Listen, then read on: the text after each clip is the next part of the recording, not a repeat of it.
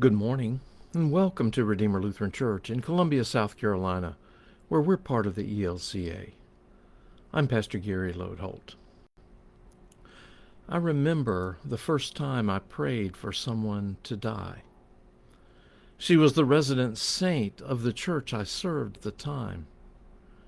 You've probably known someone like her, a person who lived a gracious life, so full of faith that it just exuded from her.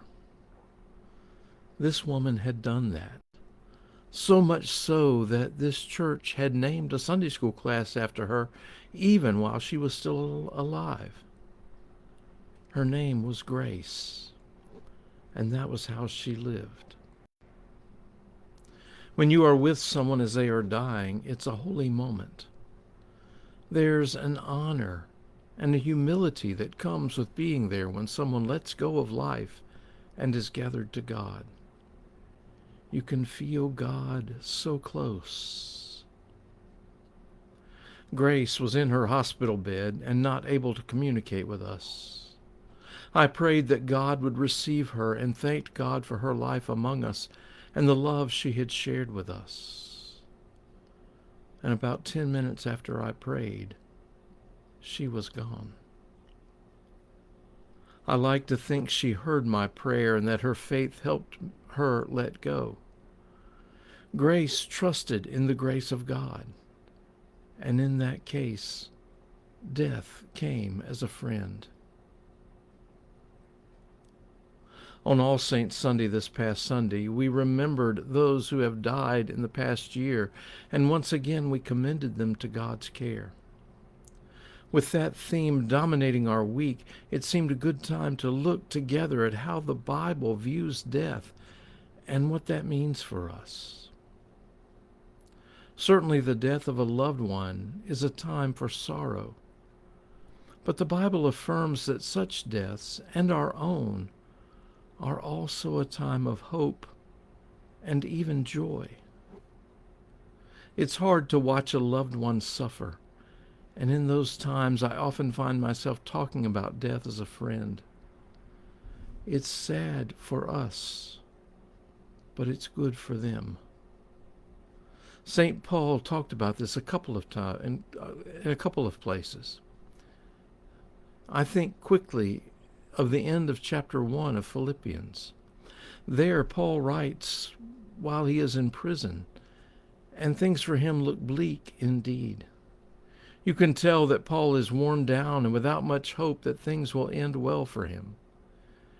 He writes his friends in Philippi, "For to me, living is Christ, and dying is gain.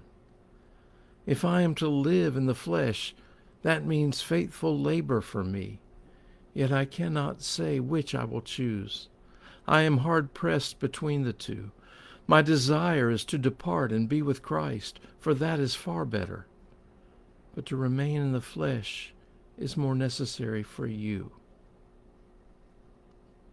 Paul felt that there was still work to do, and for their sake he wanted to stay and tell them more about the grace and love of Jesus. However, for himself, he looked forward to the end of his suffering and being with Christ. He had no doubt that he would be with Jesus. He had profound hope.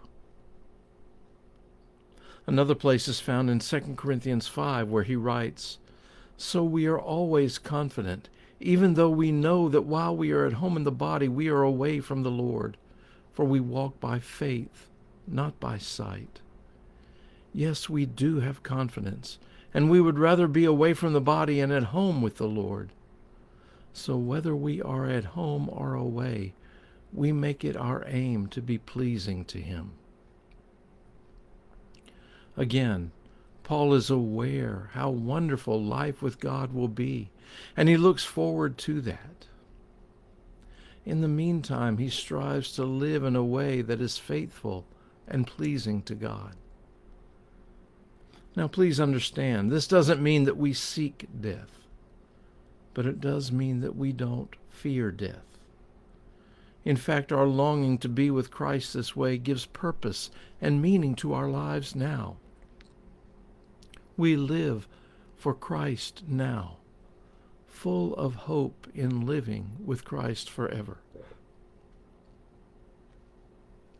When I am at the bedside of someone actively dying now, I always think about Miss Grace.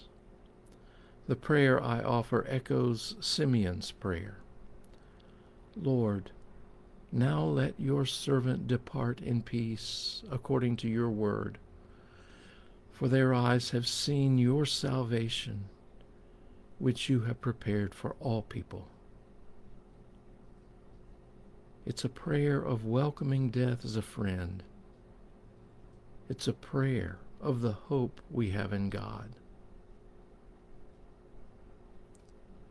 Thanks for watching, and remember to let this day belong to God.